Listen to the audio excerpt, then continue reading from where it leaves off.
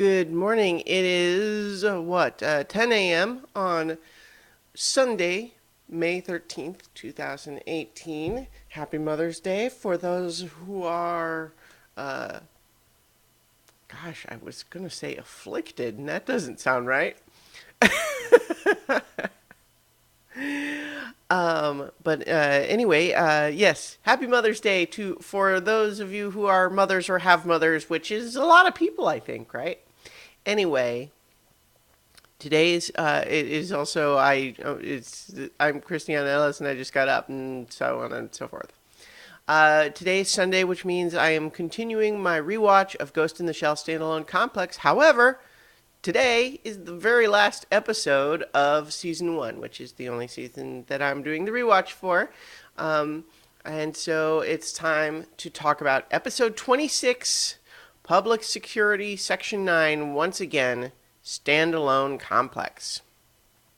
And so as we discuss this finale, this season finale, it's interesting because it's very in keeping with pretty much every Ghost in the Shell property, that it has competing priorities as far as the emotional stakes of the characters and the intellectual philosophical ideas that it's trying to explore. And sometimes it manages to have those things balanced in perfect proportion, and sometimes it has them really almost competing against each other. But the reason I bring it up in that context is to say that last episode was definitely the one where we were dealing with all the emotional stakes, whereas this one is much more focused. This finale is much more focused on some of the intellectual ideas. And I think although there's some relief when it turns out that, everybody's okay, more or less, some of the way that we find out seems almost designed to kind of mock and undercut our genuine emotional concern about these people. Certainly, it puts us in the shoes of Togasa, where we begin with Togasa having, been released from prison, but now essentially on permanent suspension from being a cop. So he's out of work and he's frustrated. And so through his voiceover, we learn a few things, which is to say that, he has been trying to find out everything he can about what happened because he was taken into custody pretty early on in those final days. So he doesn't know a lot of these details, and but he's been trying to, figure out what must have happened because, as far as he can tell, everyone in Section 9 is either in prison for treason or, in the Major's case, dead. And it's frustrating to him that Aramaki, like in all of the news stories about how Section 9 turned out to be this political hit squad that rebelled against the government and had to be eliminated, that's the news, like that's the story about Section 9, and yet he doesn't hear anything about Aramaki, and he's kind of wondering, he's like, well, what does that mean? Does that mean that Aramaki gave up Section 9 in order to protect his own name? And, he doesn't want to believe that about Aramaki, but he can't help but consider that that's a possibility. He doesn't know how else to explain why Aramaki would have been kept out of the news that way.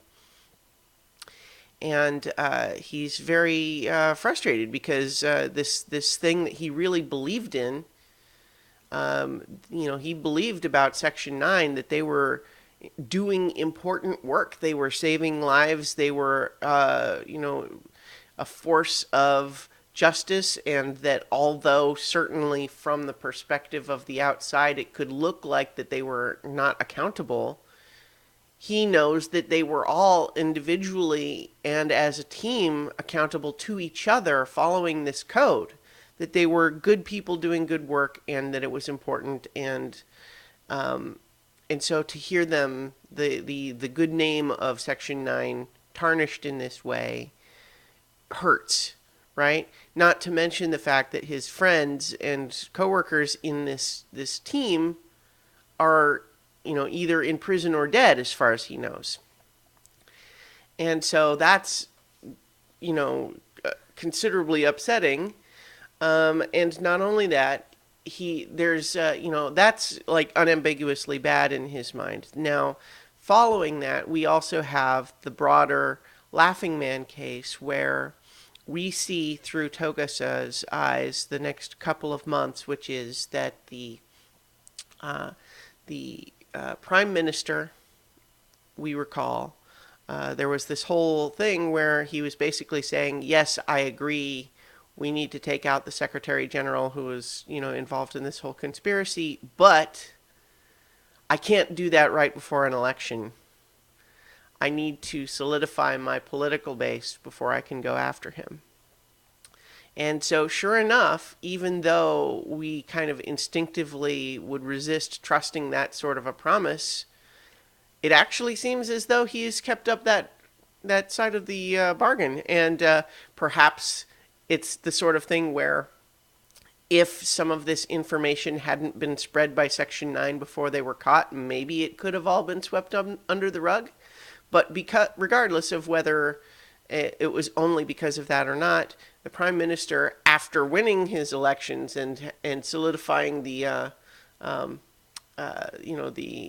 power base that he needed, does appear to have the Justice, the Justice Department. I don't remember what they called it in the show, but he is initiating the whole thing. The prosecutions, bringing the conspiracy to light, and actually, trying to bring Secretary General Yakushima to justice. And so Togasa has these mixed feelings about that because, like, on top of the whole dismantling and smearing of Section 9, this case that he was so instrumental in trying to bring about and researching and he cared so much about is proceeding, and it looks like the bad guys are actually going to go down for it. But they're making it seem like other people are responsible for that, and therefore, everyone other than Section 9 is getting the credit for it. And so we actually hear Togasa wrestling with the idea of, well, I should just be happy that the right bad guys are going down, but especially with it being so painful that Section 9 was getting smeared, it hurts too to try to let the bad guy, it hurts to let someone else take credit for that. And not only that, but part of his concern is also that because of the nature of just a big, huge political trial, there's always the possibility that he might somehow still get away with it, or be sentenced to some lesser penalty that would be as much like getting away with it. And so this is one of two bits where I actually struggle a little bit with how I feel about it, because this is where what leads Togasa ultimately to the point where he is going to try to assassinate Yakushima. And where I struggle there is that that feels so extreme that I don't feel like Togasa would do that. Because as strongly as he feels about this guy being responsible for the dissolution of Section 9 and that he's a bad guy, we were just hearing that, Togasa cared about Section 9 because of this code, and this code is now that he is going to assassinate someone who is already going to be on trial, and in doing so in a very public way, he is going to end up getting himself put into prison or killed away from his wife and daughter. Like, as much as the show is trying to build to this, like, crisis point that would, bring the story where they're wanting to bring it, I don't know. I didn't feel like it was in keeping with Togas's character. Like, even within this episode, it felt like his feelings going up to that moment all seem reasonable, but it's such a leap to go from there to the idea that he has to kill this guy who's already on trial for the crimes that they're talking about. So it's not like nobody knows or it's going to get covered up again or something. And, yeah, upset, but this felt like too much to me, and so I don't really like that story direction, especially since it doesn't go anywhere anyway, because Batos sees him and stops him, which is obviously a big reveal, because, like, oh, he, here he is free, and he takes Togasa to see all of the rest of Section 9. The Major isn't there, but... basically, they're all, and I think part of this is where what I mentioned at the beginning of the episode, which was that the show really oddly undercuts on purpose the emotional response that we have, because as much as I was just saying that I think Togasa deciding to assassinate Yakushima seemed like a step beyond what they had earned. Nonetheless, we are with Togasa in the idea that Section 9 having been destroyed as a result of this is unfair.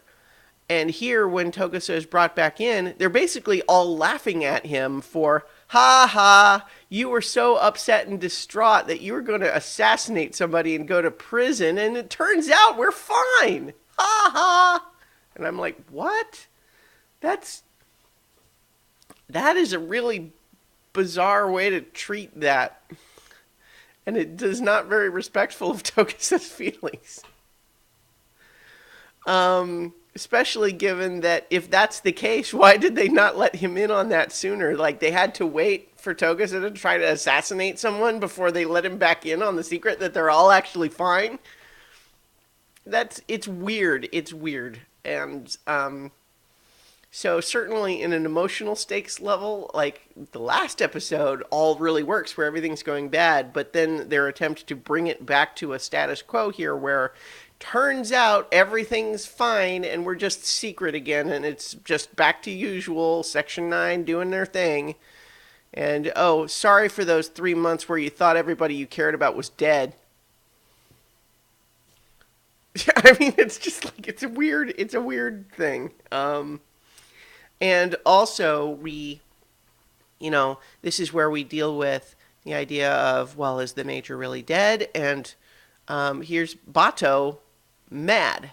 And he's like, well, he calls her a bitch. And he acts as though he's like, yeah, I can't believe that. And then the others are mocking him for having been so upset thinking the Major was dead, when apparently she's not dead. And so we don't get the answer to that right away. But what we get later when with the Major sequences, what we learn is many episodes back when the Major had, had her body damaged with fighting with that first armored robotic suit, and then she went to get her prosthetic brain swapped out. If we remember that episode, the transfer was interrupted by the assassination attempt on the Major, where she was helped out by the Laughing Man. And what we can recall is that the way that one finished was that essentially the Laughing Man released the paralysis on the Major in her old body, which she then used to take out the assassin. And we had assumed that she went ahead and completed the transfer at that point because we saw her in a repaired body. But what we learn in this episode is that what she actually did is just completed the repairs on the body that she was in originally and had been remote controlling the new one all along, ever since then. And so that means that she actually had like her secret real body hidden somewhere, and she was remote controlling the one that everyone thought was her. And so she must have suspected that she was going to have a long-range sniper try to blow her head off. And so she sent the remote control one out with Bato. And the fact that that one was not wearing the wristwatch is the giveaway that she knew something at least might happen, because she kept her sentimental watch with her real body and sent the other one out to get its head blown off and didn't tell Bato what was going on. So we could understand why that might make him mad. And I think we're relieved that she's okay, but it's also still a little bit disconcerting to see him mad about it, and to have that be, given everything that happened in the last episode, to have that be the note that we leave things on between them, is him mad about it and feeling embarrassed at having cared about her. Like, that's a strange place for the series to leave, that's to end that relationship note on. It's weird. Anyway, though. But the second half of the episode revolves around the Major finally tracking down Aoi. I don't remember. It's a weird pronunciation, but the spelling is Aoi. But finally tracking him down at this old unused library, which has this archive of physical books, which in this digital world that the show takes place in are basically almost never used for anything anymore. But part of the discussion there is the idea of, like, well, has all of this actually been digitized? How do we know? And the idea of making sure that it all gets digitized is, so that nothing is lost, seems to be part of what the Laughing Man, this kid, likes about it being there.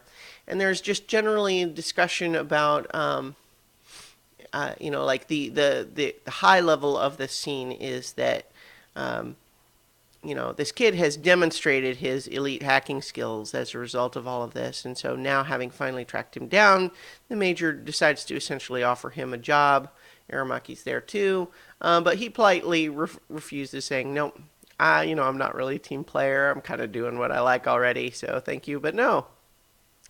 And so that's kind of the high level there. But they also talk a lot more about this idea of a standalone complex, and this idea that all of these copycats and all of these other, broader phenomenon that attached itself to the Laughing Man case were copycats attempting to copy an image of a character that wasn't ever really a real person. And because the motives, what we had, if we trace the chronology here, as we're told it in this episode, we have this kid who's an exceptionally good hacker.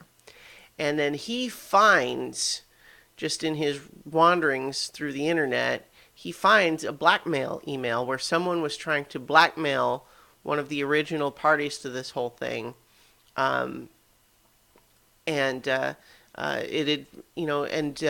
was related to, and it had some of this information about how, the vaccine actually works better than the micro machines, and it, so I want to blackmail you.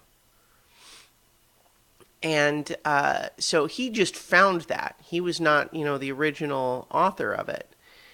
And so that means that this idea that he had a personal connection to all of this, he really never did. So this idea of someone who was personally hurt by this whole case and decided to do something about it, like, that person didn't really exist. What existed instead is a kid who, kind of puffed up in his own skills, found a cause that maybe he could believe in. And as a teenager, he kind of said, well, hey, maybe I could do something about it. Wouldn't that be cool? Wouldn't that make me feel important?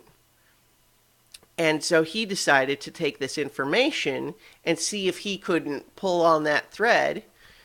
And so he tries to go after Serrano to try to make him, tell the truth. about the whole thing, and so that he could basically feel like, well, didn't I do this cool thing?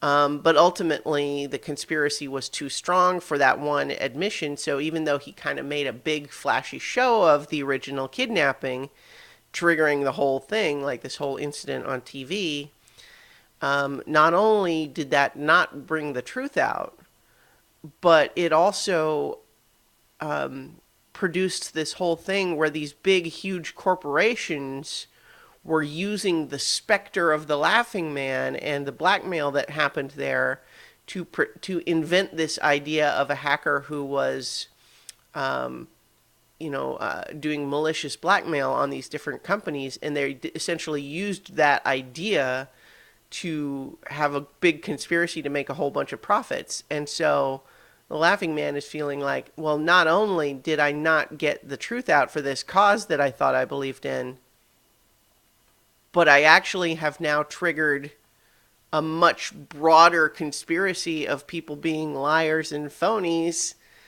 and making money. And at that point, he's just kind of in despair. And so that's where, it's like, I thought what I would do was become one of those deaf mutes.